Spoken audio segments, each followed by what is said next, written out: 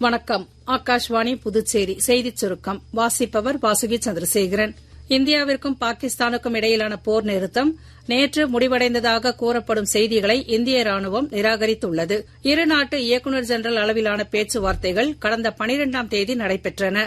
இந்த பேச்சுவார்த்தையின் போது இருதரப்பினரும் எந்த துப்பாக்கிச் சூடும் நடத்தக்கூடாது என்றும் மேலும் எந்தவொரு ஆக்கிரமிப்பு மற்றும் விரோத நடவடிக்கையையும் தொடங்கக்கூடாது என்ற உறுதிப்பாடு குறித்தும் விவாதிக்கப்பட்டதாக கூறப்படுகிறது. ராணுவ வீரர்களின் தியாகம் மற்றும் அர்ப்பணிப்பு உணர்வு நாட்டிற்கு பெருமிதம் அளிப்பதாக மத்திய சுகாதாரத்துறை அமைச்சர் திரு ஜே.பி. நட்டா தெரிவித்துள்ளார். உத்தரகாண்ட் மாநிலம் பித்ரோகரில் ராணுவம், இந்திய திபெத்திய எல்லை பாதுகாப்பு படை, SSB ஆகிய படைகளின் வீரர்களை சந்தித்து ஆபரேஷன் சிந்தூர் நடவடிக்கை குறித்து அவர் நன்றி தெரிவித்தார். இந்த ஆண்டு 13 ராக்கெட்டுகளை விண்ணில் செலுத்த இஸ்ரோ திட்டமிட்டுள்ளதாக அதன் தலைவர் திரு நாராயணன் இன்று சென்னை விமான நிலையத்தில் செய்தியாளர்களிடம் கூறினார்.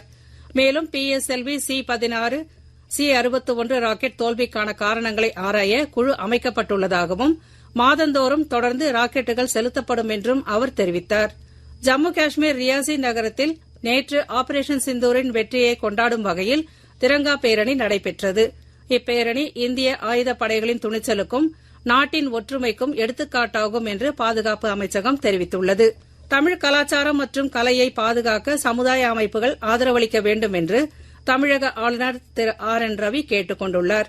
தஞ்சை தென்னக பண்பாட்டு மையத்தில் நடைபெற்ற சலங்கை நாதம் கலை விழாவின் நிறைவு நாள் நிகழ்ச்சியில் உரையாற்றிய அவர், கலை, இலக்கியம், இசை போன்றவற்றில் மிகச்சிறந்து விளங்கிய கலைஞர்கள் தஞ்சை மாவட்டத்திலிருந்து உருவாகியதாக கூறினார். டெஹ்ரான் சர்வதேச டென்னிஸ் போட்டியில் இந்தியாவின் கரண் சிங் பட்டம் வென்றுள்ளார்.